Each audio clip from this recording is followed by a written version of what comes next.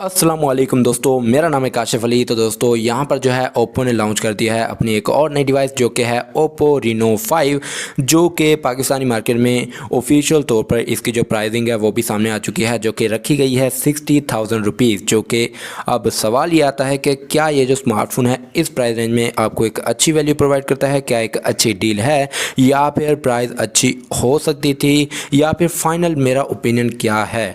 यहाँ पर जो है अगर आप इस स्मार्टफोन को लेने की सोच रहे हैं या फिर लेने वाले हैं तो ये वीडियो आपके लिए बहुत ज़्यादा इंपॉर्टेंट एंड हेल्पफुल रहने वाली है। सो आपने इस वीडियो को लास्ट तक ज़रूर वॉच कर लेना है। सो दोस्तों यहाँ पर सबसे पहले हम डिज़ाइन वाइज इस स्मार्टफोन की जो है बात कर लेते हैं। तो यहाँ पर बताया गया है कि बैक में आपको जो है गिलास देखने को मिल जाता है, जहाँ पर जो डिज़ाइन है वो कुछ ग्लोई टाइप दिया गया है, जहाँ पर अलग अलग लाइट कंडीशन में आपको जो है अलग अलग जो है कलर प्रोवाइड करने वाला है ये स्मार्टफोन, जो कि एक काफ़ी अच्छी चीज़ है। यहाँ पर आपको जो है quad camera rectangular camera shape में दिया गया है, जो 3 सेंसर्स हैं उसको बड़ा करके दिखाया गया है, साथ में एक सेंसर दिया गया है और उसके साथ में एलईडी फ्लैश दिया गया है। सो ओवरऑल अगर मैं कहूँ तो यहाँ पर डिज़ाइन जो है काफ़ी हद तक कमाल का दिया गया है। अगर मैं बात कर लेता हूँ फ्रंट साइड की, तो यहाँ पर आपको जो है एक single punch hole display provide किया गया है, जो कि कर्व डिस्प्ले नहीं है, यहाँ पर फ्लैट डिस्प्ले दिया गया है, जो कि एक 6.43 इंचेस का एमोलेड कैपेसिटर टच स्क्रीन वाला डिस्प्ले दिया गया है 90 हर्ट्ज के रिफ्रेश रेट के साथ में। तो ये काफ़ी अच्छा कॉम्बो बन जाता है, जो कि एक AMOLED plus 90 hertz refresh rate, जो कि काफ़ी अच्छा आपको एक्सपीरियंस देने वाला है। यहाँ पर आपको जो है 1080p उसके रेजोल्यूशन प्रोवाइड किए गए हैं एंड कॉर्निंग गोरिल्ला ग्लास 3 की प्रोटेक्शन भी दी गई है इसके डिस्प्ले के ऊपर। सो अगर मैं बात कर लेता हूँ स्मार्टफोन के वेरिएंट्स की, तो यहाँ पर लॉन्च किया गया है 8GB के साथ 128GB, जो कि UFS 2.1 वाले स्टोरेज टाइप के साथ में आ जाता है। अगर मैं बात कर लेता हूँ इसके मेन कैमरास की, क्योंकि यहाँ पर जो है हाईलाइट भी कैमरास को किया गया है, काफ़ी हद तक इंप्रूव किया गया है कैमरा को। बैक में जो है आपको मेन सेंसर 64 मेगापिक्सल का देखने को मिल जाता है f1.7 अपर्चर के साथ में 8 मेगापिक्सल का अल्ट्रा वाइड, 2 मेगापिक्सल का मैक्रो एंड 2 मेगापिक्सल का डेप्थ सेंसर प्रोवाइड किया गया है।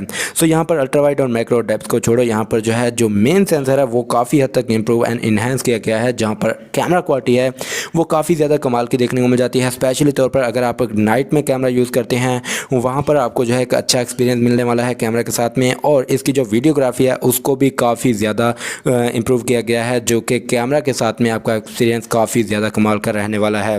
अगर मैं फ्रंट कैमरा की बात कर लेता हूँ तो यहाँ पर आपको जो है 44 मेगापिक्सल का सेल्फी कैमरा प्रोवाइड किया गया है। तो इसका मतलब यही है कि आपको जो है बैक एंड फ्रंट में काफ़ी ज़्यादा अच्छी कैमरा क्वालिटी प्रोवाइड करने वाला है ये स्मार्टफोन। जहाँ पर अगर मैं बात कर लेता हूँ इसके चिपसेट की, तो यहाँ पर आपको जो है क्वालकॉम स्नैपड्रैगन 720G का चिपसेट देखने को मिल जाता है। 8 नैनोमीटर के आर्किटेक्चर के ऊपर फैब्रिकेटेड है, Adreno 618 के GPU के साथ में आता है। सो यहाँ पर जो है एक गेमिंग प्रोसेसर है, यहाँ पर हमें जो है 40 की प्राइस में भी देखने को मिल जाता है ये प्रोसेसर, और अब जो है ओप्पो इसे 60,000 रुपये की प्राइस में देता है। सो यहाँ पर हम इसे बुरा नहीं कह सकते, एक अच्छा चिपसेट है, लेकिन प्राइस के लिहाज से ये जो है एक डिसेंट प्रोसेसर कहा जाएगा। यहाँ पर अगर मैं बात कर लेता हूँ इसके OS और UI की, तो एंड्रॉयड 10 का ऑपरेटिंग सिस्टम दिया गया है, जहाँ पर UI कलर OS 11.1 दिया गया है। अगर मैं बात कर लेता हूँ बैटरी कैपेसिटी की, तो यहाँ पर आपको जो है 4310 mAh की बैटरी प्रोवाइड की गई है, जिसके साथ 50 वाट की फास्ट चार्जिंग को इंक्लूड किया गया है। अब यहाँ पर जो है बैटरी एवरेज साइज़ की दी गई है, लेकिन आपको जो है काफ़ी अच्छा फास्ट चार्जर देखने को मिल जाता है, जो कि सुपर वूक फ्लैश चार्जर है, और यहाँ पर आपको जो है रिवर्स चार्जिंग का ऑप्शन भी देखने को मिल जाता है। अब बेसिकली यहाँ पर जो है आपको टाइप C की कनेक्टिविटी देखने को मिल जाती है, 3.5mm ऑडियो जैक प्रोवाइड किया गया है। अब यहाँ पर जो सिक्योरिटी है उसमें आपको जो है under display fingerprint scanner provide किया गया है, फेस अनलॉक का सहूलत भी देखने को मिल जाता है, बाकी भी सेंसर सारे आ जाते हैं इस स्मार्टफोन में। तो दोस्तों ये था सारे स्पेसिफिकेशन इस स्मार्टफोन के, जो कि अगर कोई रह गया हो तो आप मुझे कमेंट में जाकर ज़रूर बताइएगा, मैं आपका रिप्लाई ज़रूर करूँगा। सो यहाँ पर बात आ जाती है यहाँ पर फाइनल ओपिनियन की कि क्या ये जो स्मार्टफोन है इस प्राइस रेंज में जस्टिफाई करता है या फिर नहीं। सो यार देखो, यहाँ पर जो है ओप्पो वीवो जो कि थोड़ी सी महंगी डिवाइसेस लॉन्च करता है इसी प्राइस में खेलता रहता है, जो कि 60,000 रुपीज़ की प्राइस में लॉन्च करता रहता है। सो अगर ओवरऑल अगर मैं देखूँ सो गेमिंग आपको काफ़ी डिसेंट देखने को मिलेगी, और यहाँ पर जो है आपको जो कैमरा क्वालिटी है वो काफ़ी ज़्यादा कमाल की देखने को मिल जाती है। हाँ, यहाँ पर जो है आपको डिज़ाइन भी काफ़ी हद तक कमाल का देखने को मिल जाता है।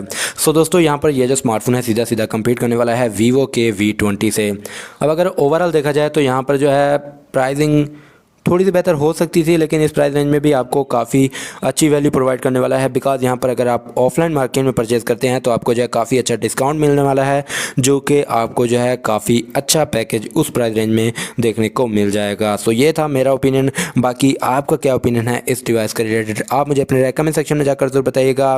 बाकी वीडियो में इतना ही। वीडियो अच्छी लगे तो लाइक कर दें, चैनल पर नए तो चैनल को ज़रूर सब्सक्राइब कर दें। मिलते हैं किसी नेक्स्ट वीडियो में, तब तक के लिए अल्लाह हाफिज़। पाकिस्तान जिंदाबाद।